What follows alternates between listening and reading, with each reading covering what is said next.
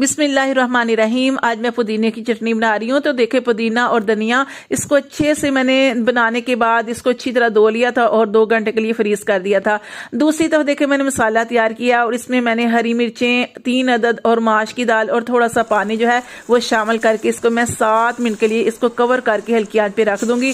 तब तक मेरी चटनी जो है वो तैयार हो जाएगी। तो मैंने 3 अदद हरी मिर्चें कूट के निकाल ली हैं। इसके बाद मैंने अनारदाना जो है वो इसको कूट के निकाल लिया है और इसके बाद मैं जो ये पुदीना और धनिया इसको फ्रीजर में रखा हुआ था, ये देखें, इसको भी मैं इसमें शामिल करूंगी। उसको भी मैंने कूट कर निकाल लिया है। इसके बाद हाली टमाटर जो है 2 अदद वो भी मैं कूट कर निकाल लूंगी और ये देखें बहुत अच्छे तरीके से ये चटनी जो है तैयार हो चुकी है।